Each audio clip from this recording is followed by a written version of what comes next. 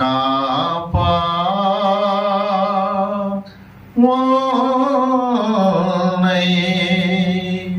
காப்பா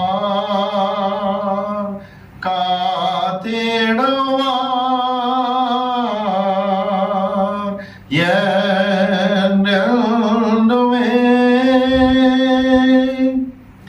பிதாவை தருமையான வேலைக்காக நன்றி.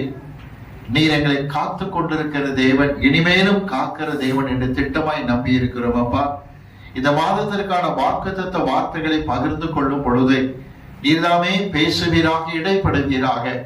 மட்டுமல்ல கர்த்தாவே, யூடியூப் வாயிலாக செய்தி கேட்கிற ஒவ்வொருவருடைய உள்ளத்தின் ஆழத்திலும் பதியும்படி கர்த்தர் பலத்த காரியங்களை செய்யும். உம்முடைய கருத்தில் ஒப்பு கொடுத்து ஜெபிக்கிறோம் இயேசு கிறிஸ்துவின் நாமத்தில் பிதாவே, ஆமென். பிரியமான தேவ பிள்ளைகளே, ஆண்டவராக இயேசு கிறிஸ்துவின் நாமத்தில் இந்த மே மாதத்தின் சகல ஆசீர்வாதங்களுக்கு என்றும் உங்களை நான் வாழ்த்துகிறேன். தேவ கிருபை உங்கள் கூட எப்பொழுதும் இருப்பதாக. நாம் எடுத்துக்கொள்ள வேண்டிய வேத வசனம் நீதிமொழிகள் 23 அதிகாரம் 18 வசனத்தை வாசிக்க நாம் கேட்போம். நீதிமொழிகள் 23 18 வசனம். நிச்சயமாகவே முடிவு உண்டு, உன் நம்பிக்கை வீண் போகாது. நம்முடைய நம்பிக்கை வீண் போகாது. தேவ நாமத்தில் இன்னைக்கு நாம் பகிர்ந்து கொள்ளுகிற காரியம், வீண் போகாதிருக்கிற காரியங்கள் என்ன, அவைகளுக்கு நாம் என்ன செய்ய வேண்டும் என்று நாம் பார்க்க இருக்கின்றோம். கர்த்தர் எதிலுமே வீணானவைகளை நாம் பின்பற்றும்படிக்கு செய்கிற தேவன் அல்ல. வேதத்துல என்ன சொல்லி இருக்கிறாரோ அவைகளை கர்த்தர் நிச்சயமாக நிறைவேற்றி கொடுப்பார், சந்தேகமே கிடையாது. ஆண்டவருடைய வார்த்தை சொல்லுகிறதை பாருங்கள், உன் நம்பிக்கை வீண் போகாது என்கிற வார்த்தையை பார்க்கின்றோம். ஆனால் கண்டிஷன் என்பது அங்கு உண்டு. பைபிளில எல்லா வாக்குத்தத்தங்களிலும் ஆண்டவர் நிபந்தனை வைத்திருக்கிறார் என்று விளங்கிக் கொள்ளுங்கள். இங்க சொல்லப்பட்ட நிபந்தனை என்ன? நீதிமொழிகள் 23 அதிகாரம் 17 வசனத்தை வாசிக்க நாம் கேட்போம். 23:17. உன் மனதை பாவிகள் மேல் பொறாமை கொள்ள விடாதே. உன் மனதை பாவிகள் மேல் பொறாமை கொள்ள விடாதே. நீ நாடோறும் கர்த்தரை பற்றும் பயத்தோடு, நீ நாள்தோறும் கர்த்தரை பற்றுகிற பயத்தோடு இரு. அதாவது சிலருக்கு பாவிகள் மீது பொறாமை வந்து விட்டால், அக்கிரமம் பண்ணுகிறவனே நல்லாத்தானே இருக்கிறான், நான் விருதாவாகத்தான் பரிசுத்தமாய் இருக்கிறேனோ என்று தெய்வ பயம் அற்று போகிற நேரம் வந்துவிடும். நாள்தோறும் கர்த்தரை பற்றும் பயத்தில் நீ காணப்படு. அக்கிரமம் செய்கிற மனிதன் நன்றாய் இருப்பதை குறித்து பொறாமை கொள்ளாதே என்கிற அந்த கண்டிஷன் நிபந்தனையை பார்க்கிறோம். இதை விளங்கிக் கொள்ள வேண்டுமானால் 73 சங்கீதத்துக்கு நேராக நம்முடைய கவனத்தை நாம் திருப்பிக் கொள்வோம். பாவிகள் மேல் உன் மனதை பொறாமை கொள்வதற்கு இடம் கொடுக்க வேண்டாம் என்று சாலமோன் ஞானி சொல்லுகிறாரே. அவர் காலத்திலேயே வாழ்ந்த ஆசாப் என்கிற சங்கீதக்காரன் என்ன சொல்லுகிறார் என்று நாம் பார்ப்போம். 73 சங்கீதம் 3 வசனத்தை வாசிக்க நாம் கேட்போம். துன்மார்க்கரின் வாழ்வை நான் காண்கையில் வீம்புக்காரராகிய அவர்கள் மேல் பொறாமை கொண்டேன். உன் மனதை பாவிகள் மீது பொறாமை கொள்ள விடாதே. நீ நாள்தோறும் கர்த்தரை பற்றும் பயத்தோடு இரு. சற்று கவனியுங்கள், என்னென்ன காரியத்திலே அக்கிரமம் செய்கிறவன் மீது உங்களுக்கு பொறாமை எண்ணங்கள் வரும் என்று வேதம் நமக்கு தெளிவாக விளக்குகிறது. ஆசாப் என்கிற சங்கீதக்காரன் நல்ல ஒரு பக்தன் தான். நம்மை போல கர்த்தரை தேடுகிற பிள்ளைதான், கர்த்தரை துதிக்கிற பிள்ளைதான், ஆராதிக்கிறவராய் காணப்பட்டார். ஒன்று தெரியுமா? யாஷர் ஜெபக்குழுவிலே பலருடைய குடும்பத்தில் காணப்படுகிற இக்கட்டுகள் நீங்குவதற்கு பாரத்தோடு ஜெபிக்கிறோமே, செய்வதை கட்டுகள் அகன்று போவதற்கு, குடும்பங்களில் எழுப்பல் வருவதற்கு, இருதய கடினங்கள் உடைக்கப்பட பாரத்தோடு ஜெபிக்கிறோமே. இந்த ஆசாப் என்கிற சங்கீதக்காரனும் கூட கர்த்தருடைய சமூகத்தில் ஜெபிக்கக்கூடிய மனுஷன் என்பதற்கு அவர் எழுதிய சங்கீதங்களே ஆதாரமாக இருக்கின்றன. குறிப்பாக தாவீது 16 மாதங்கள் அப்சலோமால் துரத்தப்பட்டு அங்கு மக்னாயும் காடுகளுக்குள் சுற்றி கொண்டிருக்கும் பொழுது தன்னுடைய 74 சங்கீதம், 75 சங்கீதம் போன்ற சங்கீதங்களில் எல்லாம் ஒரு ஜெப குறிப்பாகவே பாடுகிறார். ஆண்டவரே, தாவீது எப்படியாக விடுவியும் என்று அந்த 16 மாதங்கள் தாவீது கஷ்டப்பட்ட பொழுது அவருக்காய் ஜெபிக்கிறவராய் காணப்பட்டார். ஆனால் ஜெபிக்கிற அவருக்குள்ளும் காணப்பட்ட பலவீனம் என்ன? மற்றவர் வாழ்க்கையில காணப்படுகிற, துன்மார்க்கன் வாழ்க்கையில் காணப்படுகிற உயர்வு அவருக்குள் பொறாமையை கொடுத்து கர்த்தரை பற்றும் பயத்தை விட்டு விலகும்படிக்கு ஆரம்பித்தது. வாசிக்கலாமா? 73ஆம் சங்கீதத்திலே வசனம் 4, 5 வாசிக்கலாம், கேட்போம். மரண பரியந்தம் அவர்களுக்கு இடுக்கண்கள் இல்லை. சாகர வரைக்கும் துன்மார்க்கனை இடுக்கண் வராமே நல்லாத்தான் இருக்கான். அவர்களுடைய பலன் உறுதியாய் இருக்கிறது. ரொம்ப ஸ்ட்ராங்கா இருக்கான். அவருடைய பலன் ரொம்ப உறுதியா இருக்கு. நரர் யார் என்னை அசைக்க முடியும் கேட்கிறான். பலன் ஸ்ட்ராங்கா தான் இருக்கு. தொடர்ந்து வாசிங்க. நரர் படும் வருத்தத்தில் அகப்படார்கள். சாதாரண மக்களுக்கு இருக்கிற கஷ்டம் அவர்களுக்கு கிடையாது என்று சொல்லுகிறார். தொடர்ந்து வாசிங்க. மனுஷர் அடையும் உபாதையை அடையார்கள். அப்புறம் ஆகையால் பெருமை சரப்பணியை போல அவர்களை சுற்றி கொள்ளும். நல்ல கவனிங்க. அவர்கள் வாழ்க்கையில பெருமை என்பது சரப்பணியை போல சுற்றி கொள்ளும் இருக்கு. சரப்பணி என்கிற அந்த வார்த்தை கழுத்துக்கு அணியக்கூடிய அந்த அலங்காரமான நகைகளை உள்ளடக்கிய வார்த்தை என்று விளங்கிக் கொள்ளுங்கள். திரும்ப சொல்லுகின்றேன், இந்த சரப்பணி என்கிற போன்ற அலங்காரத்தில் அந்த நகைகளை அணியும் பொழுது, பல டிசைன்ஸ் அவர்கள் கழுத்திலே தொங்க விட்டு கொண்டிருக்கும் பொழுது மற்றவர் பார்க்கும்படி எடுப்பாக தெரியக்கூடிய ஒரு காரியம். ஆகவே பெருமை அவர்களை சரப்பணியை போல சுற்றி கொள்ளும் என்று சொன்னால், தன்னை மற்றவர் மதிக்கிறார்களா என்பதை எதிர்பார்க்கிறவர்களை போல காணப்படுவார்கள். ஆமான் எப்படி மொர்தெகாய் தனக்கு வணக்கம் செய்யவில்லை என்றதும் சுருக்கென்று கோபம் வந்ததோ, அப்படி பெருமையோடு தெரிகிற மக்களாக இருப்பார்களாம். தொடர்ந்து நாம் வாசிக்கலாமா? 73ஆம் சங்கீதத்தை தொடர்ந்து வாசிப்போம். கொடுமை ஆடையை போல அவர்களை மூடிக்கொள்ளும். தினமும் ட்ரெஸ் மாத்திர மாதிரி ஒவ்வொரு நாளைக்கு ஒரு கொடுமையை செய்வான்னு அர்த்தம். கொடுமை ஆடையை போல சொன்னா புரிந்து கொள்ளுங்க. நேத்து ஒரு துன்மார்க்கம் பண்ணி இருப்பான், இன்னைக்கு ஒரு துன்மார்க்கத்தை பண்ணுவான். எப்படி ஏரோது ராஜா, கவனிப்போம், யாக்கோபை கொன்றது யூதருக்கு மகிழ்ச்சி என்று கண்டு பேதுருவையும் கூட பிடித்து ஜெயிலில் வைத்தானோ, ஒவ்வொரு நாளும் ஒரு கொடுமை நடப்பிக்கிற காரியம். அப்போஸ்தலர் 12 வாசிக்கின்றோம். ஏன் இந்த வார்த்தை சொல்லுகிறேன் தெரியுமா? தினந்தோறும் ட்ரெஸ் நல்ல கலர் கலரா போடுற மாதிரி ஒவ்வொரு நாளுக்கும் ஒவ்வொரு கொடுமையை செய்கிறவனாய் காணப்படுவான். வாசிக்கலாம். 73ஆம் சங்கீதத்தில் 8ஆம் வசனம் துவக்கி 7ஆம் வசனம் துவக்கி வாசிங்க. அவர்கள் கண்கள் கொழுப்பினால் எடுப்பாய் பார்க்கிறது. கவனிங்க, கொழுப்பெடுத்து போய் எடுப்பா பார்த்து நடந்த அர்த்தம் தெரியுமா?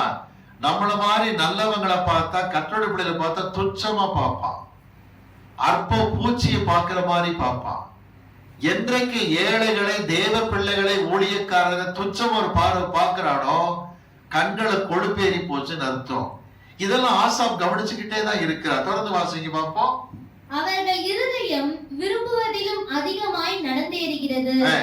அவர்கள் சீர்கட்டு போய் அகந்தையாய் கொடுமை பேசுகிறார்கள். பாருங்க, சொல்றதெல்லாம் நடக்குது, செய்யறதெல்லாம் கைகொடி வருதுன்னு பேச்சு அகந்தையாக மாறும்.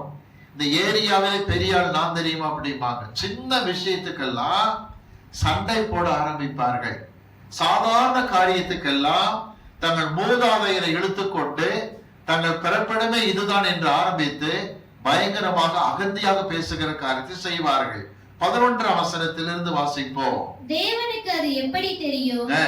உன்னதமானவருக்கு அதை பற்றி அறிவு உண்டோ என்று சொல்லுகிறார். இந்த துன்மார்க்கனுக்கு பாருங்க, எதெல்லாம் ஆசா பொறாம பிடிச்சு ரொம்ப சங்கடப்பட்டாரோ அவருடைய வாழ்க்கையில சௌகரியம் பயங்கரமா இருக்கே.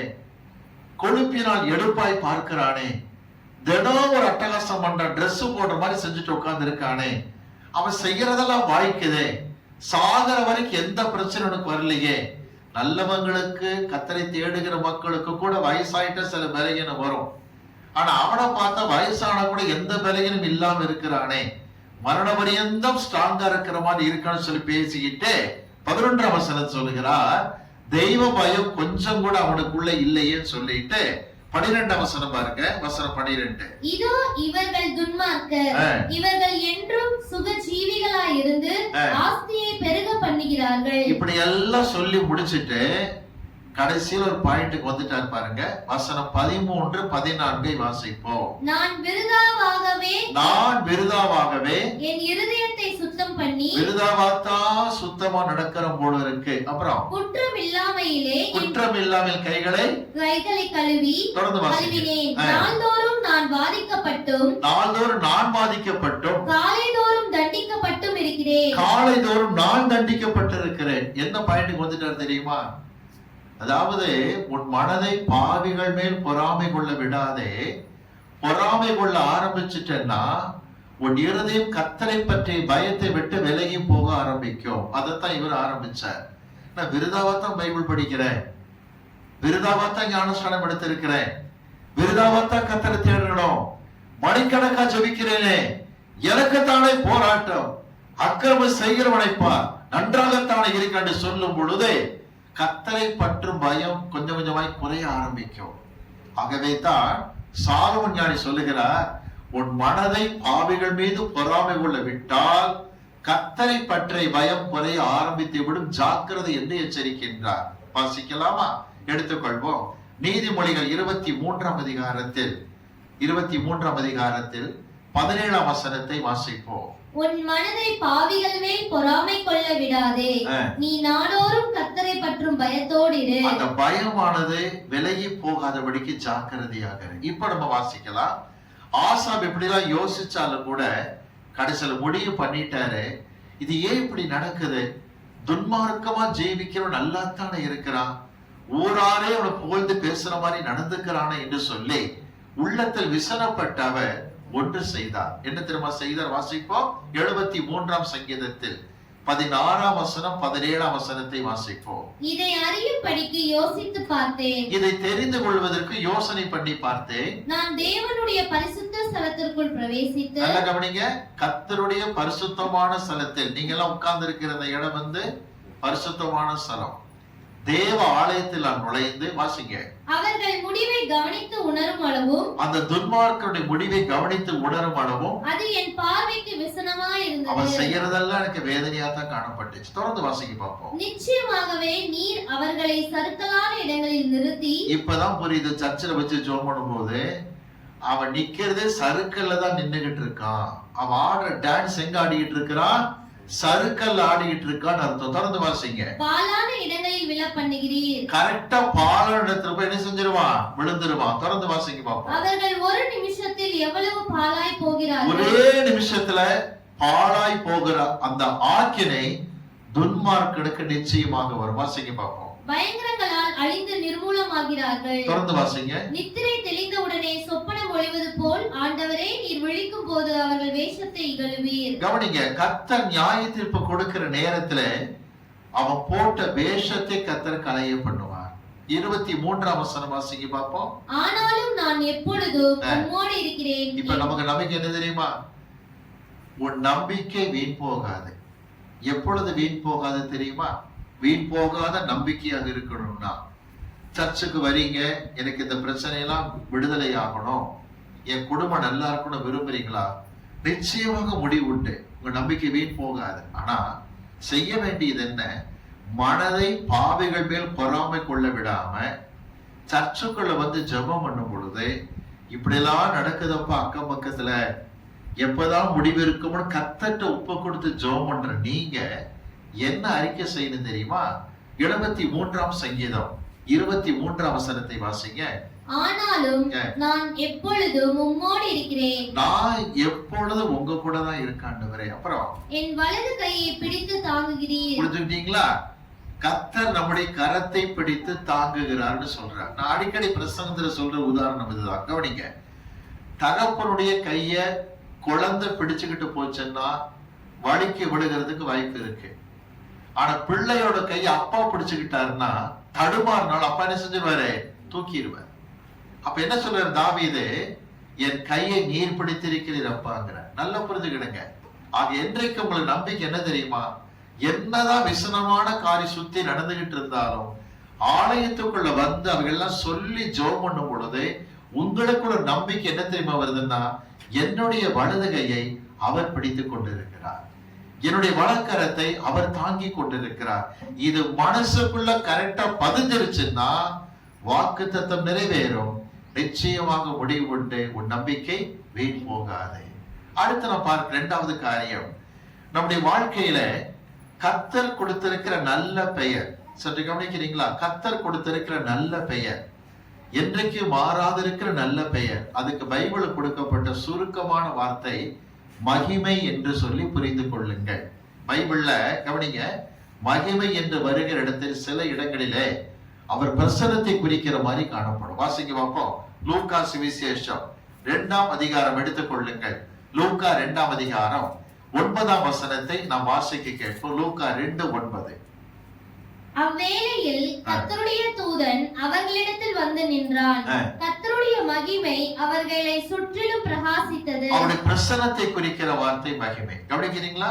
கர்த்தருடைய பிரசன்னம் சுற்றிலும் பிரகாசமாய் இருந்தது. ஆனா பல இடங்கள்ல பைபிள்ல மகிமை என்று வருகிற வார்த்தைக்கு எவரைய கிரேக்க மொழி விளக்கம் என்ன தெரியுமா?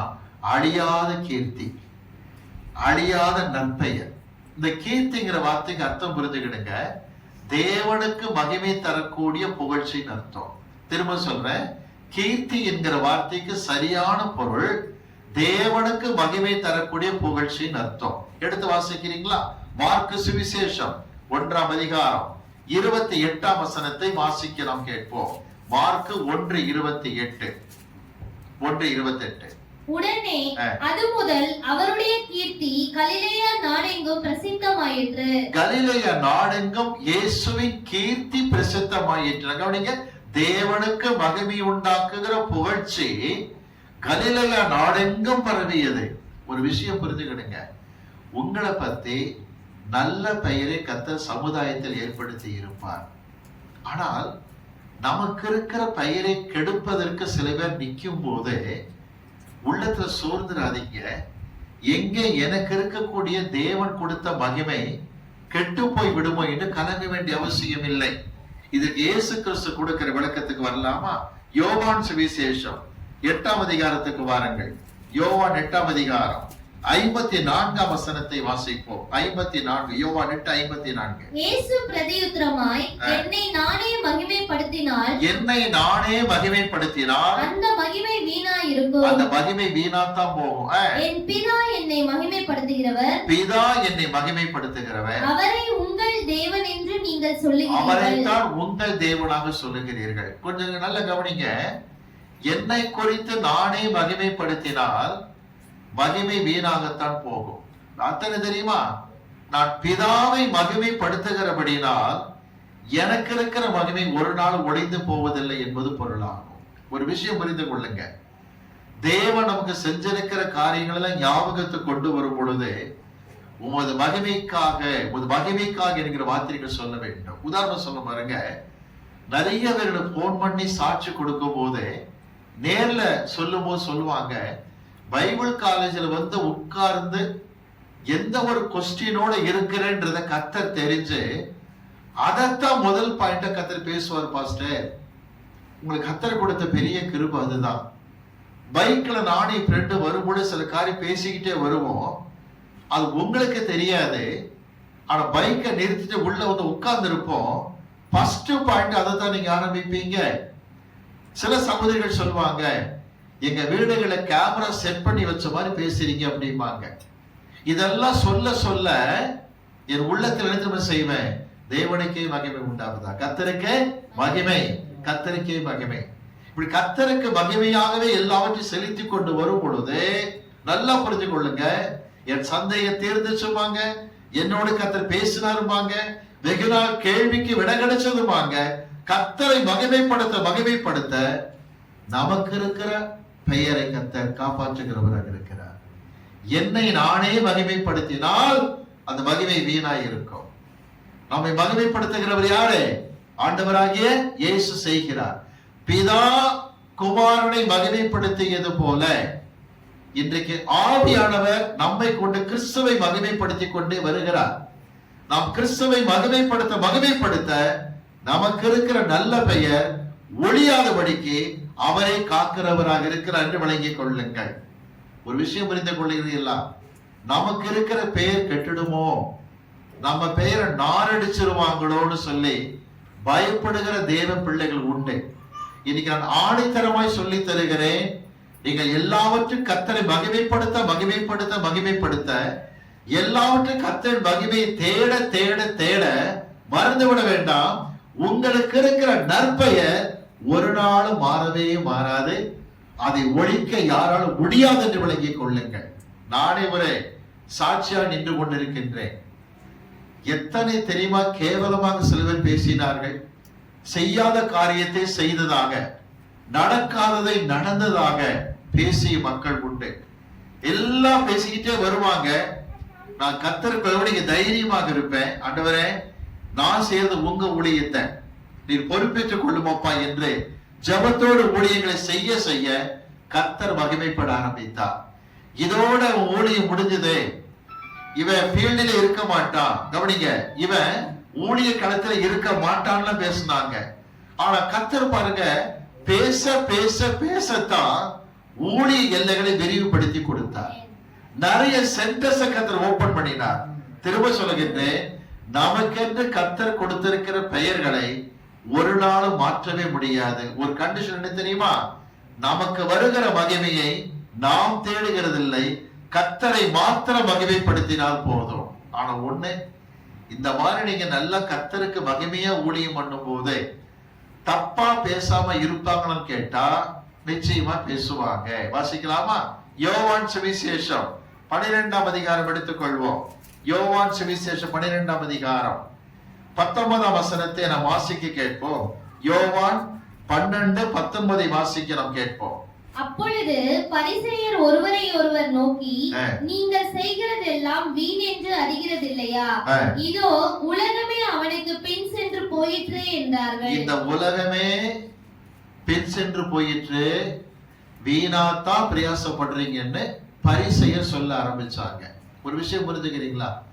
கர்த்தருக்கு மகிமையாக திருச்சபை ஊழியத்தை நடத்தும் போது, நான் சொல்ல கவனிங்க, கர்த்தருக்கு மகிமையாக திருச்சபை ஊழியத்தை நடத்தும் பொழுது, தேவனுக்கு மகிமையாய் சாட்சியாக எல்லா காரியத்தையும் செய்து கொண்டிருக்கும் பொழுதே வெளியில என்ன பேசுவாங்க தெரியுமா? உங்க பிள்ளைகளை சர்ச்சைக்கு அனுப்பாதீங்க, பிரயோஜனமே இல்லை, வீண் அப்படிம்பாங்க. இன்னும் சில பேர் ரொம்ப ரகசியமா சர்ச்சுக்கு போயிட்டு வரதோட நிறுத்திக்கணும், ஊழியக்காரனுக்கு எந்த ஒரு சேவை செய்யாம ஜாக்கிரதையா பார்த்துக்கிடுங்க அப்படிம்பாங்க. ஆண்டெல்லாம் கவனிச்சுதான் இருப்பார். தேவனுடைய ஊழியர்களுக்கு ஒத்தாசையாக இருப்பது வீணாகாது. அதுக்கு நானே சாட்சி. எனக்கு ஞானஸ்நானம் கொடுத்த பாஸ்டர் கூட 24 hours கூட இருந்திருக்கேன். கரஸ்பான்ஸ்ல படிக்கும் போது, பிகாம் படிக்கும் போது சரி, விடுமுறை நேரம் வந்துருச்சுன்னு சொன்னா கூட காலேஜில் படிக்கும் போது சர்ச்சில் தான் இருப்பேன். நிறைய விஷயங்கள் அவர் கூடயே நான் இருந்துகிட்டு இருந்தேன். அவருடைய முடிவு என்ன தெரியுமா? நான் ஏற்கனவே சாட்சி கொடுத்திருக்கேன், அதை பத்தி யூடியூப்ல போட்டிருக்கேன். என்னுடைய ஞானஸ்நானம் கொடுத்த ஆவிக்குரிய தகப்பன் மரித்து போகிறதற்கு சில நிமிஷங்கள் முன்பதாக என் தலையில் கை வைத்து 17 நிமிஷம் எனக்காய் பாரத்தோடு ஜெபித்தார். என்ன தீர்க்க தரிசனங்கள் சொன்னாரோ அது அப்படியே நடந்தது. ஆனால் அவருக்கு பிறந்த ஒரே பையன், ஒரே மகன், அவனுக்கு அந்த ஆசீர்வாதம் கிடைக்கவில்லை. நான் கூடவே எப்பொழுதும் இருப்பேன். சொல்லுவாங்க, பாஸ்டருக்கு பூஜா தூக்கியுமாங்க, என்ன வேணா ஜனன்னு சொல்லிட்டு போட்டோம், நீ அலையிறது வேஸ்டுமாங்க, கவலையே பட மாட்டேன். எத்தனையோ கிறிஸ்தவர்களே எனக்கு எதிரான சில காரியங்களை பேசினாங்க. You are wasting your time அப்படிம்பாங்க. ஒரு டைம் நீ வேஸ்ட் பண்ணிட்டு இருக்க அப்படிம்பாங்க. அது என்ன பெரிய காரியம்? பாஸ்டருடைய மனைவி என்னை திட்டுவாங்க சில சமயத்துல.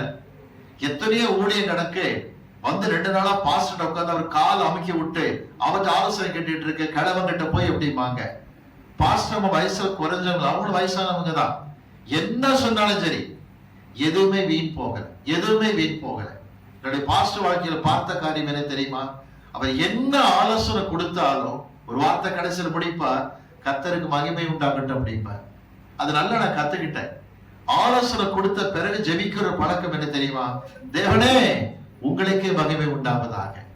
எனக்குரிய மகிமையை நான் தேடினால் அந்த மகிமை வீணாய் போய்விடும். மகிமை வீண் போக கூடாது என்றால் பிரேம்குமார் செய்ய வேண்டிய காரியம் என்ன? கர்த்தருக்கு மகிமை தேடுகிற பிள்ளையாக இருக்க வேண்டும். திரும்ப சொல்லுகிறேன், உங்கள் வாழ்க்கையில மகிமை வீண் போகாது இருக்க வேண்டுமானால், உங்களுக்கு இருக்கிற நற்பெயர் களங்கம் வராதிருக்க வேண்டுமானால், இன்னும் கர்த்தர் உயர்த்தி கொண்டு போக வேண்டுமானால் ஒரு காரியம் செய்யுங்கள். செய்கிற எல்லா காரியத்திலும் கர்த்தருடைய மகிமையை தேடுங்கள். தேவன் நிச்சயமாய் ஆஸ்வதிப்பார், நமது நாமத்தை மகிமைப்படுத்துவார். 3வது குறிப்புக்கு நாம் வருவோம். ரோமருக்கு எழுதப்பட்ட நிருபம் 4ஆம் அதிகாரத்துக்கு வாங்க. 14ஆம் வசனத்தை நாம் வாசிப்போம். ரோமர் 4:14. நியாய பிரமாணத்தை சார்ந்தவர்கள் சுதந்திரவாளிகள் ஆனால் விசுவாசம் வீணாய் போ. கவனிங்க, நியாய பிரமாணத்தை சார்ந்திருக்கிறவனுக்கு தான் சுதந்திரம் சொன்னா விசுவாசம் வீணாய் போய்விடும். ஆமா, என்ன அர்த்தம் சொல்ல வர்றாருன்றத முதல்ல விளக்கம் பார்த்துருவோம். ஆபிரகாம் காலத்துல கவனிக்கிறீங்களா, நியாய பிரமாணமே கொடுக்கப்படல. கர்த்தர் சில நியமங்களை ஆபிரகாமுக்கு போதித்தார். அந்த நியமங்களை கேட்ட, அந்த நியமங்களை அறிந்திருந்த ஆபிரகாம் கவனிக்கிறீங்களா, தன்னுடைய பிள்ளைகளுக்கு பிள்ளைகளின் பிள்ளைகளுக்கு எல்லாம் எடுத்து சொல்ல ஆரம்பித்தார். நல்ல கவனி, திரும்ப சொல்லுகிறேன். ஆபிரகாம் நியமங்களை எல்லாம் பிள்ளைகளுக்கு சொன்னார். அவர் காலத்தில் நியாயப்பிரமாணம் கிடையாது, நியாயப்பிரமாணம் இல்லை. ஆனா கர்த்தர் சொன்ன நியமங்களை எல்லாம் கேட்ட ஆதியாகமத்தில் வாசிச்சீங்கன்னா 18ஆம் அதிகாரத்தில் தெளிவாக வருகிறது. அந்த வசனத்தை வாசித்து விடுவோமா? ஆதியாகமத்தின் புஸ்தகம் எடுத்துக் கொள்ளுங்க. எனக்கு பிடித்த ஒரு அருமையான வசனம் அது. 18ஆம் அதிகாரம் 19ஆம் வசனத்தை பாரு. வசனம் 19. கர்த்தர் ஆபிரகாமுக்கு சொன்னதை நிறைவேற்றும்படியாய் அவன் தன் பிள்ளைகளுக்கும் தனக்கு பின்வரும் தன் வீட்டாருக்கும் நீங்கள் நீதியையும் நியாயத்தையும் செய்து கர்த்தருடைய வழியை காத்து நடவுங்கள் என்று கட்டளையிடுவான் என்பதை அறிந்திருக்கிறேன் என்றார். கர்த்தர் என்னென்ன நியாய நீதி ஆபிரகாமுக்கு நேர்ல பேசினாரோ அதை விசுவாசத்தோட ஏத்துக்கிட்டு, அதான் மிக முக்கியமான வார்த்தை, விசுவாசத்தோட ஏத்துக்கிட்டு நீங்களும் கர்த்தரை பின்பற்றுங்கன்னு சொன்னாராம். இதுதான் நடந்தது. நியாயப்பிரமாணம் வந்தப்ப இதை செய்தால் ஆசீர்வதிக்கப்பட்டிருப்பாய், இதை செய்யாவிட்டால் சபிக்கப்பட்டிருப்பாய் என்று கர்த்தர் பிரித்து பிரித்து பிரித்து ஆசீர்வாதம் சாபம் என்று நியாயப்பிரமாணத்தை கொடுத்ததும் கவனிங்க, மீறுதல் என்பது வந்து விட்டது. சொல்லுகிறார், ஆபிரகாமுக்கு விசுவாசத்துலதான் வாக்குத்தத்தம் கொடுத்தார். நல்ல கவனிங்க, ஆபிரகாம் சுதந்திரிக்கிறவனாய் காணப்பட்டான். இஸ்ரவேலருக்கு நியாய பிரமாணத்தை கொடுத்தார். ஆனா தேசத்தை விட்டு துரத்தப்படுகிற சந்தர்ப்பம் வந்து விட்டது. வாசிக்கலாமா? ரோமருக்கு எழுதப்பட்ட நிருபம் 4ஆம் அதிகாரம் எடுத்துக் கொள்ளுங்கள். 14ஆம் வசனத்தை வாசிக்கிறோம், கேட்போமா? நியாய பிரமாணத்தை சார்ந்தவர்கள் சுதந்திரவாளிகள் ஆனால் விசுவாசம் வீணாய் போ. கவனிங்க, கர்த்தர் என்ன சொல்றாரோ கவனிக்கிறீங்களா, அதை விசுவாசிக்கணும். விசுவாசித்து நடந்தீங்கன்னா உங்க விசுவாசம் வீண் போகவே போகாது. எதை வச்சு வீண் போகிறது இல்ல, விசுவாசிக்கிறீங்க எனவே காத்து நடக்கிறீர்கள். ஆனா பழைய ஏற்பாடு மாதிரி நியாயப்பிரமாணமா கொடுத்திருந்தா நிச்சயம் மீறுதல் என்கிற காரியம் வரத்தான் செய்யும். வாசிக்கலாம் எடுத்து நம்ம ரோமர் 4:15 வாசிப்போம். ரோமர் 4:15. மேலும் நியாய பிரமாணம் கோபாக்கினியை உண்டாக்குகிறது. நியாய பிரமாணம் இல்லாவிட்டால் மீறுதலும் இல்லை. கொஞ்சம் கவனிக்கிறீங்களா? நியாய பிரமாணங்கிறது இல்லைன்னா மீறுதலே கிடையாது. நியாய பிரமாணம் கொடுக்க போய் தான் மீறுதலே வந்தது. அப்ப கவனிக்க, உங்க வாழ்க்கையில காமன் சென்ஸை யூஸ் பண்ணி விசுவாசத்துல கரெக்டா நடக்கணும். இப்படி செஞ்சா அப்படி நடக்குமாமே, இப்படி சிறப்படி ஆயிடுமாமே, பிரமாணத்தின் அடிப்படையில வந்தீங்கன்னா விசுவாசம் பறி போகிறதாய் காணப்படும். உதாரணமா சொன்ன பாருங்க, ரயில்வே ஸ்டேஷன்ல நான் பார்த்த ஒரு காட்சி சென்னையில. இங்கே எச்சில் துப்பாதீர்கள் அப்படின்னு போர்டு போட்டிருக்கான். அது மேல துப்பிட்டு போயிருக்கானுங்க.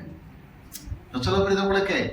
பிரமாணம் ஒண்ணு கொடுக்கிறான், எச்சில் துப்ப கூடாது, சட்டப்படி குற்றம், அது மேல துப்பிட்டு போறான். இப்ப ஒரு கேள்வி கேட்கிறேன், போர்டு மேல துப்பிட்டு போறிய, உன் வீட்டு படுக்கை அறையில போர்டா வச்சிருக்க எச்சில் துப்ப வேண்டான்னு அங்க நீ துப்புறியா துப்பலையா? துப்ப மாட்டான். ஏன்னா படுக்கை அறை, என் வீடு, என் ரூம், அங்க போர்டு இருக்கா எச்சில் துப்பாதுன்னு? இல்ல. எச்சில் துப்ப வேண்டி வந்த வெளியில இருந்துச்சு ஓடுறாங்க. விளக்குதுங்களா? அங்க போர்டு கிடையாது. என்றைக்குமே கர்த்தருடைய வார்த்தை கேட்டு விசுவாசத்துல நடந்தீங்கன்னா அது நிச்சயமா வீண் போகாது. ஆனா நியாய பிரமாணம் வந்துச்சு, சட்டம்னு வந்தா மீறுதல் கட்டாயமாக இருக்கும். குழந்தைகளே பார்க்கிறோமே, இதை செய்யாதுன்னு அதைத்தான் என்ன செய்ய கரெக்டா செய்யும். சொல்லுவோம், கடினமா பேசுவோம், அப்பதான் இன்னும் கொஞ்சம் வேகமா செய்ய ஆரம்பிக்கும். என்னைக்குமே சட்டம் பிரமாணம் வந்தா மீறுதல் வரும் என்றுதான் ஆபிரகாமை பவுல் உதாரணமாய் காட்டுகிறார். நியாய பிரமாணத்துக்கு முன்னாடியே ஆபிரகாம் கர்த்தரை விசுவாசித்தார், எனவே சுதந்திரவாளியாய் காணப்பட்டார். வாசிக்கலாமா? அப்போஸ்தலர் நடபடிகள் 7ஆம் அதிகாரம் எடுத்துக் கொள்ளுங்கள். 5ஆம் வசனத்தை வாசிக்க நாம் கேட்போம். அப்போஸ்தலர் 7:5 வாசிப்போம். இதிலே ஒரு அடி நிலத்தை ஆகிலும், இந்த கானான் தேசத்திலே ஒரு அடி நிலத்தை ஆகிலும் அவனுடைய கையாட்சிக்கு கொடாமல் இருக்கையில், ஆபிரகாமுக்கு ஒரு அடி நிலம் கூட கிரயம் பண்ணி கொடுக்காம இருக்கும் போது, அவனுக்கு பிள்ளை இல்லாதிருக்கும் போது, ஒரு பிள்ளைக்கு வழி இல்லாத இருக்கும் போது, உனக்கும் உனக்கு பின்வரும் உன் சந்ததிக்கும் நிறைய பிள்ளைங்க வர மாதிரி சந்ததியும் சொல்லிவிட்டு இதை சுதந்திரமாக தருவேன், தேசத்தையே கொடுப்பேன். கவனிக்கிறீங்களா? ஒரு அடி நிலம் கூட இந்த கரையும் பண்ணல, தேசத்தை கொடுப்பேன். ஒரு பிள்ளைக்கு வழி இல்ல, ஒரு சந்ததிக்கு சொன்ன. இதுதாங்க விசுவாசம். இப்படி ஆபிரகாம் கர்த்தர் என்னென்ன காரியம் கட்டளை இட்டாரோ அது அப்படியே கேட்டு கேட்டு கேட்டு நடந்தார். சாராய் சொன்ன வார்த்தை ஆபிரகாம் துக்கமாக இருந்தது, ஆகார் பிள்ளையை குறித்து.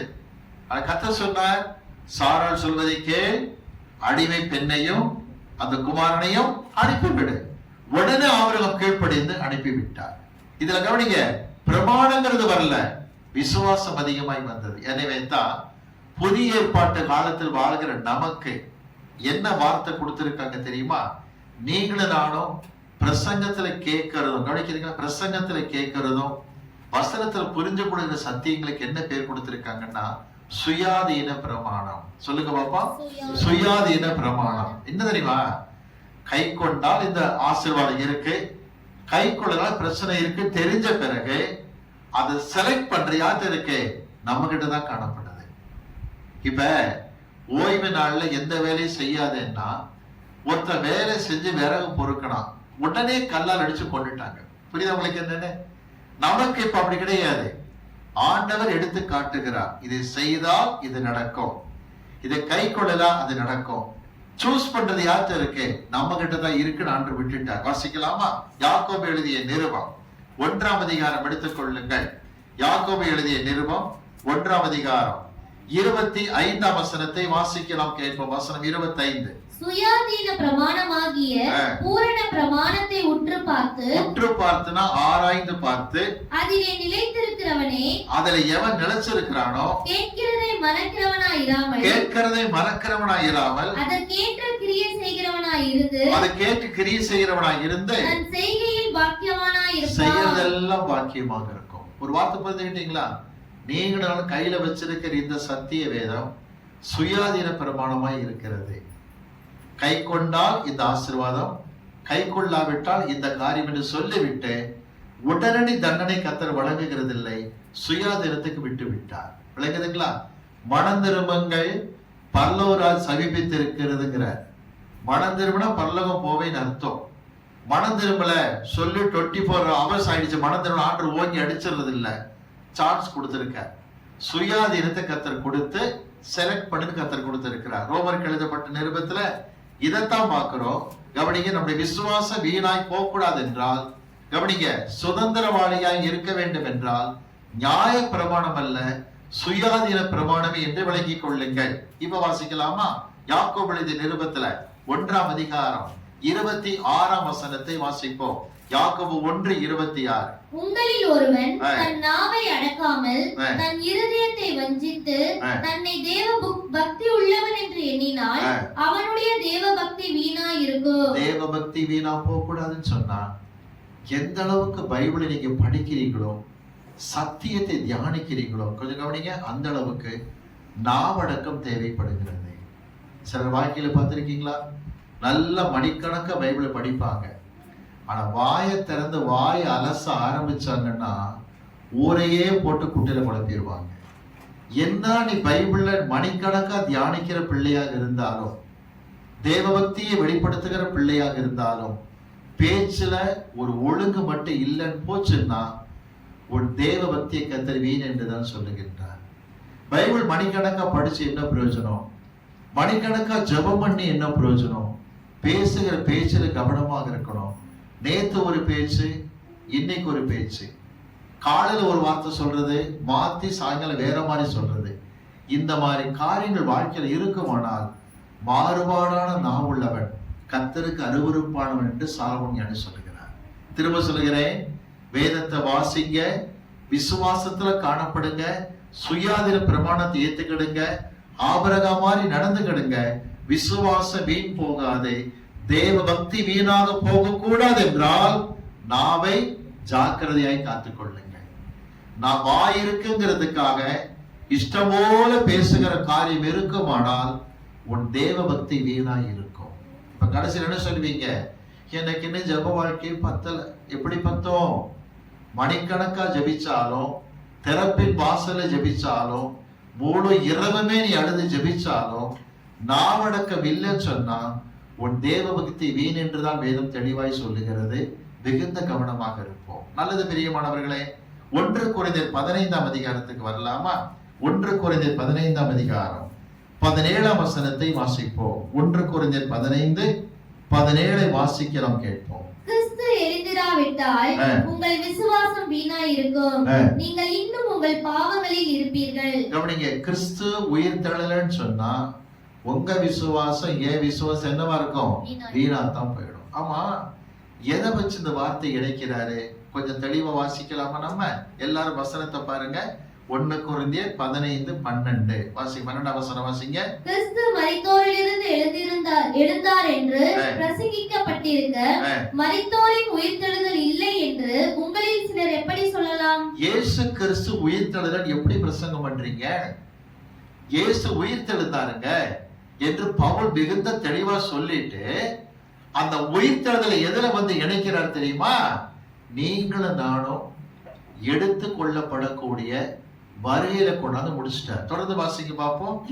வாசிங்க. மரித்தோரின் உயிர்த்தெழுதல் இல்லாவிட்டால் கிறிஸ்துவும் எழுந்திருக்கவில்லையே. கவனிங்க, ரகசிய வருகைங்கிறது இல்லைன்னா கிறிஸ்து எழுந்திருக்கலன்னு சொல்லிட்டு போயிடலாம். தொடர்ந்து வாசிங்க. கிறிஸ்து எழுந்திருக்கவில்லை என்றால், கிறிஸ்து எழுந்திருக்கவில்லை என்றால் எங்கள் பிரசங்கமும் விருதா, எங்க ஊழியமே விருதா போயிடும். அப்புறம் உங்கள் விசுவாசமும் விருதா. உங்க விசுவாசம் விருதா. அப்புறம் மரித்தோர் உயிர்த்தெழாவிட்டால், மரித்தோர் உயிர்த்தெழுதல் என்கிற வருகை இல்லாவிட்டால் தேவன் எழுப்பாத கிறிஸ்துவை அவர் எழுப்பினார் என்று நாங்கள் தேவனை குறித்து சாட்சி சொன்னதினாலே தேவனுக்காக பொய் சாட்சி சொல்லுகிறவர்களாகவும் பொய் சாட்சி சொல்லிட்டு உட்கார்ந்து பிரசங்கத்துல நாங்க. தொடர்ந்து வாசிங்க. மரித்தோர் உயிர்த்தெழாவிட்டால் கிறிஸ்துவும் எழுந்திருக்கவில்லை. கிறிஸ்துவும் எழுந்திருக்கவில்லை. கவனிங்க, இயேசு கிறிஸ்து உயிர்த்தெழுந்ததனால தான் எங்க வந்து முடியுதுன்னா கிறிஸ்துவுக்குள் மரித்தவர்களையும் உயிரோட கொண்டு வருவார். உயிரோடு இருக்கிற நம்மையும் மறுரூபமாக்கி விடுவார். வருகிறக்கு வந்து கடைசியில் முடிக்கிறார். தொடர்ந்து வாசிங்க பாப்போம். கிறிஸ்து எழுந்திராவிட்டால் உங்கள் விசுவாசம் வீணா இருக்கும். உங்க விசுவாசம் வீணா போயிடும். அப்புறம் நீங்கள் இன்னும் உங்கள் பாவங்களில் இருப்பீர்கள். இன்னும் நீங்க பாவத்துல தான் இருப்பீங்க. இன்னைக்கு சில செய்கிற பாவங்கள் அக்கிரமத்தை பார்த்தா வருகைக்கு ஆயத்தப்பட்டவன் தானான்னு தோணுது. வருகையை பத்தி சில பிரசங்கம் பண்றாங்க ஐயா, ஆனா நடந்துக்கிற விதங்களை பார்க்கும் போது வருகையில போவாங்களான்னு டவுட்டா இருக்கு. எனக்கு தெரிந்த ஒரு தமிழ்நாட்டு போதகர் வருகை குறித்து பிரசங்கம் பண்றதுல நல்ல கை தேர்ந்த பிரசங்கி.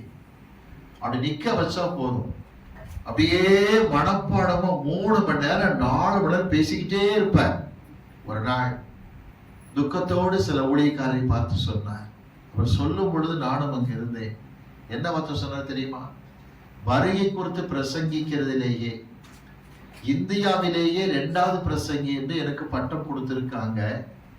ஆனா நான் வருகையில போனான்னு தெரியவே தெரியாது. ஏன் இந்த பரிதாபம்? அவர் நடந்து கொள்ளுகிற விதம் விசுவாசமாய் நடந்து கொள்ளவில்லை.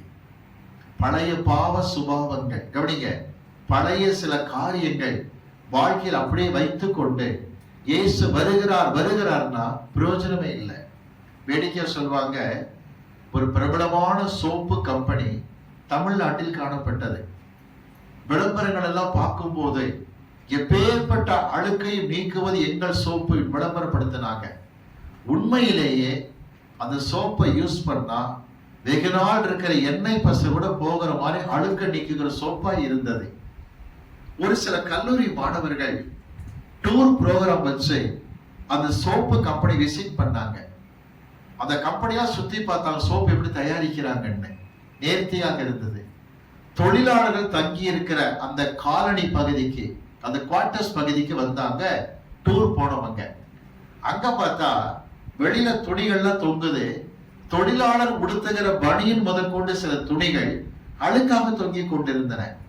கேட்டாங்க, சோப்பு நீங்க யூஸ் பண்றது இல்லையா கேட்டாங்க. அதுக்கு அவன் சொன்னா we do supply, we won't apply அப்படின்னா. நாங்க சப்ளை தான் பண்ணுவோம், அப்ளை பண்ண மாட்டோம். சில வாழ்க்கை அப்படிதாங்க இருக்கு, பேசுறாங்க ஆனா வாழ்க்கையில அப்ளை பண்றது இல்லை.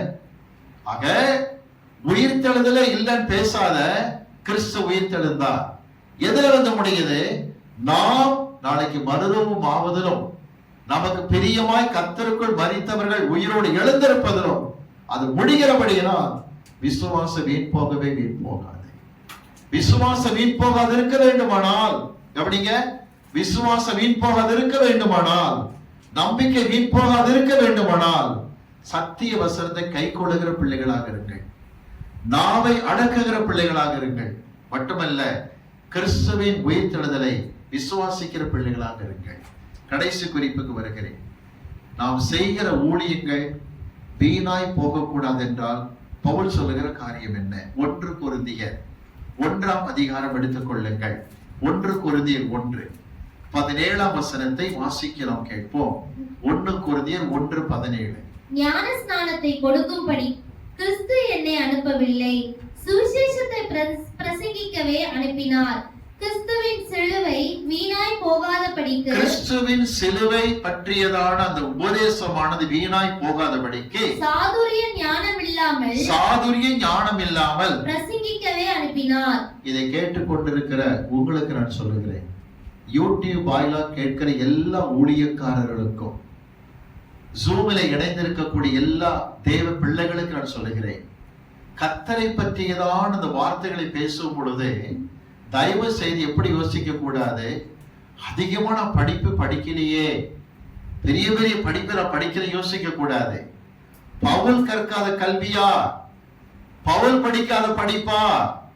கிரேக்க மொழி தெரியும் பவுலுக்கு, லத்தீன் மொழி நல்லா தெரியும் பவுலுக்கு, தாய் பாஷை எபிரேய பாஷை, நிறைய ஞானத்தை கத்து வச்சிருக்கிறார் பவுல், நல்ல அருமையா பேசுவார். அவரே சொல்றார், சிலுவையை பற்றிய உபதேசம் வீணா போக கூடாதுன்னா சாதுரிய ஞானத்தில் நான் பேசவில்லை. சாதுரிய ஞானத்துக்கு அர்த்தம் தெரியுமா?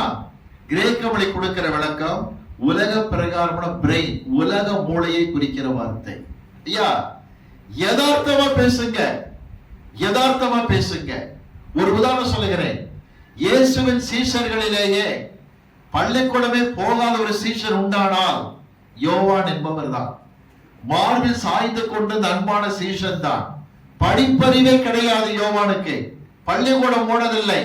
ஆனால் இந்திய திருச்சபை வரலாற்றிலே ஒரு வார்த்தை பதிவு செய்கிறார்கள். டிரான்ஸ்லேட் பண்ணும்போது மொழிபெயர்க்கும் பொழுது மத்தேயு, மார்க்கு, லூக்காவை எளிதாக மொழிபெயர்த்தார்கள். ஆனா யோவானுக்கு வரும்போது எல்லா டிரான்ஸ்லேட்டரும் தடுமாற ஆரம்பிச்சான். எப்படி? ஆதியிலே வார்த்தை இருந்தது, அந்த வார்த்தை தேவனிடத்தில் இருந்தது, அந்த வார்த்தை தேவனாய் இருந்தது. யாருங்க எழுதுறது? பள்ளிக்கூடம் போகாத யோவான். டிரான்ஸ்லேட் பண்ண ஞானிகளுக்கே தெரியலையா? திரும்ப சொல்கிறேன், யோவான் ஊழியம் செய்ததெல்லாம் சாதுரிய ஞானத்தில் அல்ல, கர்த்தர் கொடுத்த ஞானத்தில்.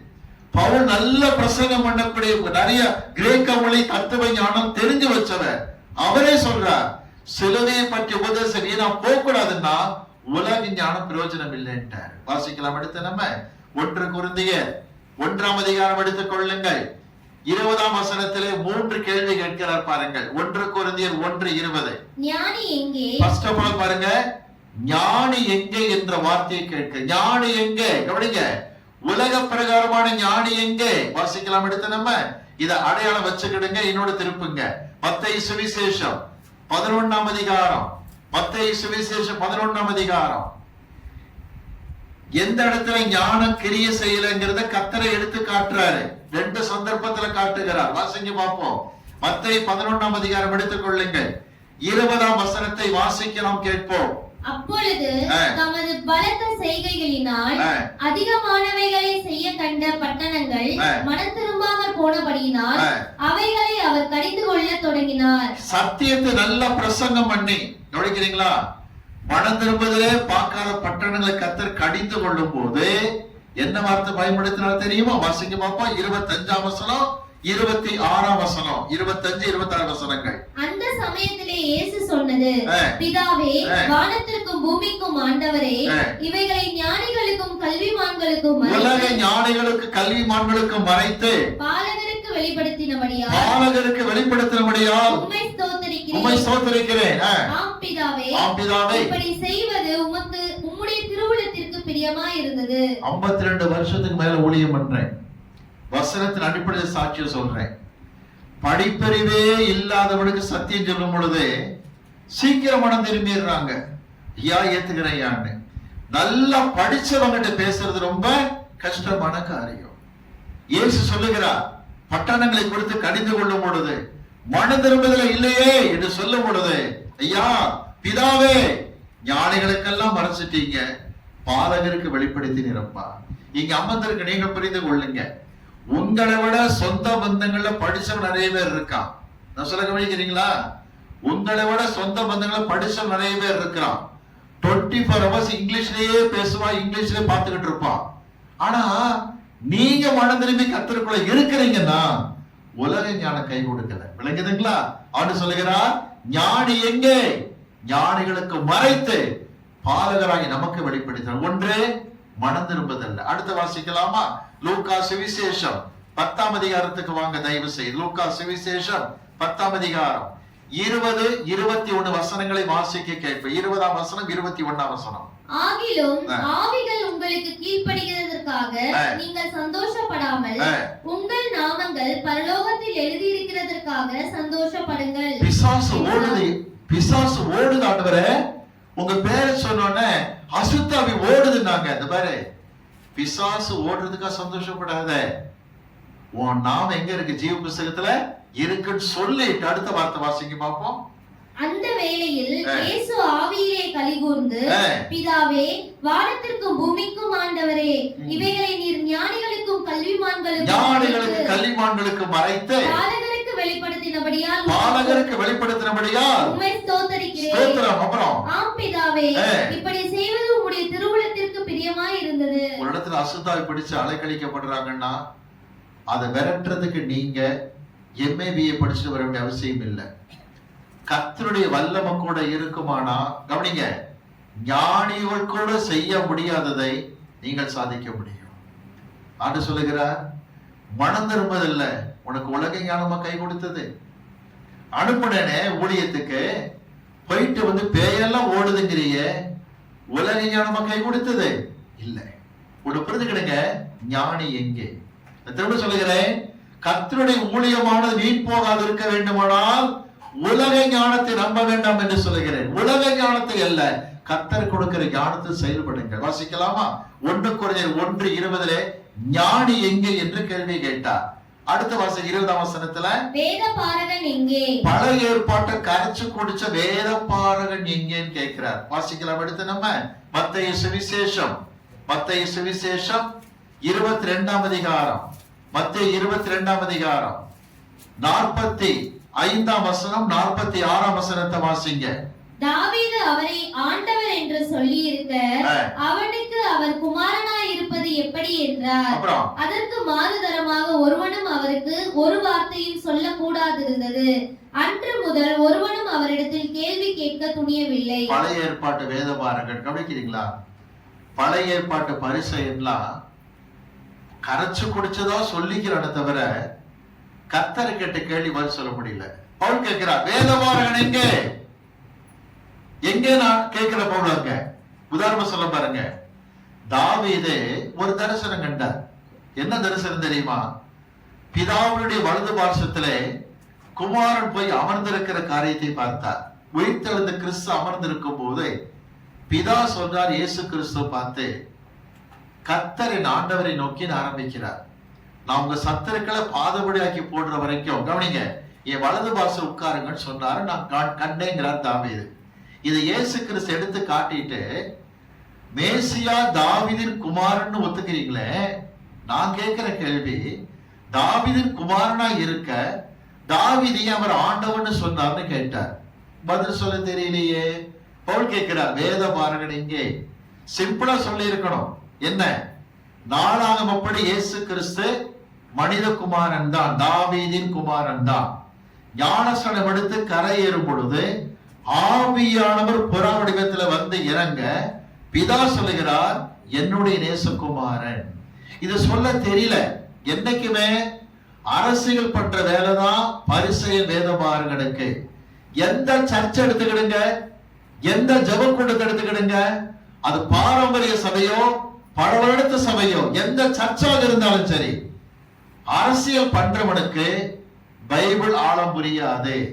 சர்ச்சில் அரசியல் மட்டும்தான் பண்ண தெரியும், வேத சத்தியம் தெரியவே புரியவே புரியாது. சொல்லுகிறார் இந்த உலகத்துல ஞானி எங்கே, இந்த உலகத்தினுடைய வேத பொருள் எங்கே என்று கேட்கின்றார். வாசிக்கலாமா?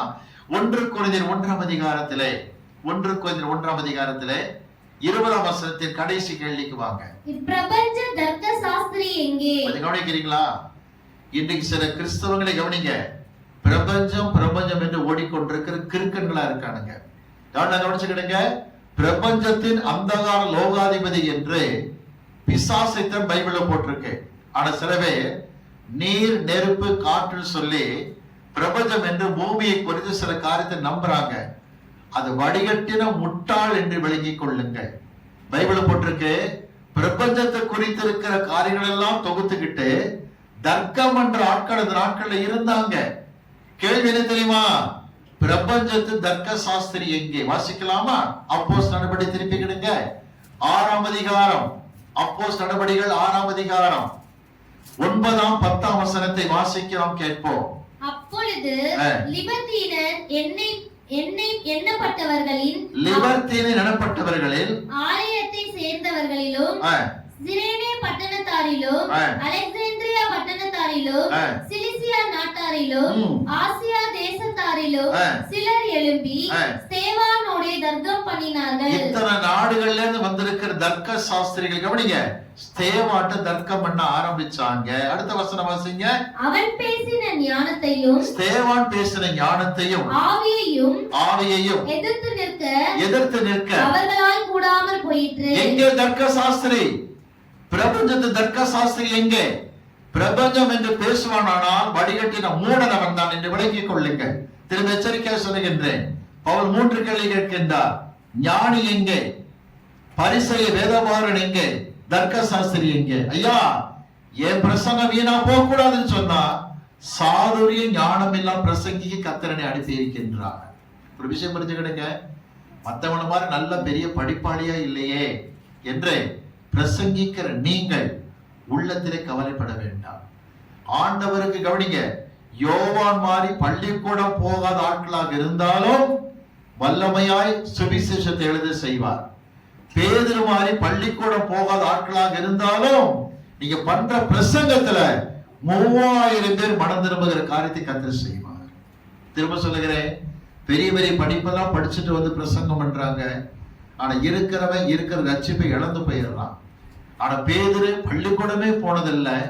பெந்தைக்கோஸ்து நாளில் பிரசங்கம் பண்ணும் பொழுது 3000 பேர் மனம் திரும்புகிறார்கள். பவுல் ஒத்துக்கொள்கிறார், கமாலியல் பாதத்தில் 17 வருஷம் படிச்சேன், நிறைய தத்துவங்கள் நான் படிச்சேன். ஆனா ஒத்துக்கிறேன், என் ஊழிய வீணா போக கூடாதுன்னா சாதுரிய ஞானம் அல்ல, கர்த்தர் கொடுத்த ஞானம் என்று முடிக்கின்றார். எனக்கு அன்பானவர்களே, திரும்ப சொல்கிறேன், வீண் போகாத நம்பிக்கை, வீண் போகாத விசுவாசமாக இருக்க வேண்டும். கவனிங்க, ஊழியத்துல வீண் போக கூடாது. நாம் என்னென்ன கண்டிஷன் பார்த்தோமோ அதை பின்பற்றும் பொழுது கர்த்தர் நம்மை ஆசீர்வதிக்கிற தேவனாக இருக்கிறார். அவர் சமூகத்தை நோக்கி நாம் பார்க்கலாமா? எல்லாரும் ஜெபத்தில் இருப்போம். கண்களை மூடி கர்த்தருடைய சமூகத்தை நோக்கி நாம் பார்ப்போம். தேவன் பெரியவராக இருக்கிறார். ஹல்லேலூயா, ஹல்லேலூயா, ஹல்லேலூயா. அவர் சமூகத்தை நோக்கி நாம் பார்ப்போம். பரலோக பிதாவே, நாங்கள் தியானித்த சத்தியங்களுக்காக உமக்கு நன்றி செலுத்துகிறோம். நம்பிக்கை வீண் போகிறது என்றால் பாவியின் மேல் பொறாமை கொள்ளுகிற எண்ணம் வேண்டாம் என்று கற்றுக் கொடுத்தேன். இன்றைக்கு தாழ்த்துகிறோம், எங்கள் நம்பிக்கை வீண் போக கூடாது என்று சொன்னார்.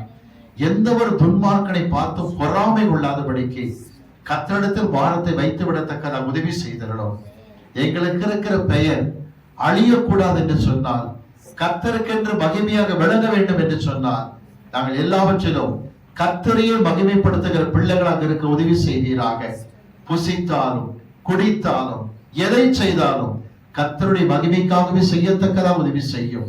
எத்தனை பேர் தங்கள் பெயர் கெடுக்கப்படுமோ தங்களை பற்றி அவமானமாக பேசுவார்கள் பயந்து கொண்டிருக்கிறார்களோ, இன்று முதல் அவர்கள் ஆண்டவரே கர்த்தரை எல்லாவற்றுக்கும் மகிமைப்படுத்தி கொண்டே இருக்கட்டும், தேவனை உயர்த்தி கொண்டே இருக்கட்டும். நிச்சயமாக ஆண்டவரே அவர்களுக்கு என்று கர்த்தர் வைத்திருக்கிற மகிமை வீண் போகாது. அதற்காக உங்களுக்கு ஸ்தோத்திரம். தகப்பனே, விசுவாச வீணாய் போக கூடாது என்று சொன்னார். திருவசனத்தை காத்து நடக்கிற பிள்ளைகளாக, விசுவாசத்தில் இருக்கிற பிள்ளைகளாக இருக்க வேண்டும், நாவை அடக்கிற பிள்ளைகளாக இருக்க வேண்டும் என்று பார்த்தோம். ஆண்டவர், வாழ்க்கையில நாங்கள் அப்படியே சாட்சியாக இருக்க உதவி செய்யும். வருகைக்கென்று ஆயத்தப்படுவதற்கு பிரசங்கிக்கிற நாங்கள், வருகை குறித்து நம்பி இருக்கிற நாங்கள் அதன்படி கிரியை நடப்பிக்கத்தக்கதாக எங்களை பாதுகாத்துக் கொள்ளும்படிக்கு நாங்கள் ஜெபிக்கிறோம். உடைய உயிர்த்தெழுதலை விசுவாசிக்கிறோம். நிச்சயம் வருகை உண்டு என்று விசுவாசிக்கிறோம். அதற்கு எதிர்பார்த்து பயந்து ஜீவிக்கத்தக்கதாக எங்கள் வாழ்க்கையின் கிரியைகளை நீர் ஆசீர்வதித்து தாரும். கர்த்தாவே, உமக்கென்று செய்கிற ஊழி வீண் போகாதிருக்கத்தக்கதாக, உலக ஞானத்தை அல்ல, கர்த்தர் கொடுக்கிற ஞானத்திலே பிரசங்கிக்கத்தக்கதாக, சாதுரிய ஞானத்தை அல்ல, பவுலை போல தேவ ஞானத்தை நம்பி பேசத்தக்கதாக எங்களை ஆஸ்வதிக்கும்படிக்கு ஜெபிக்கிறோம். நீர் அப்படியே அரவணைக்கிற தெய்வக்காக இரக்கத்திற்காய் ஸ்தோத்திரம். இயேசு கிறிஸ்துவின் நாமத்தில் பிதாவே, ஆமென்.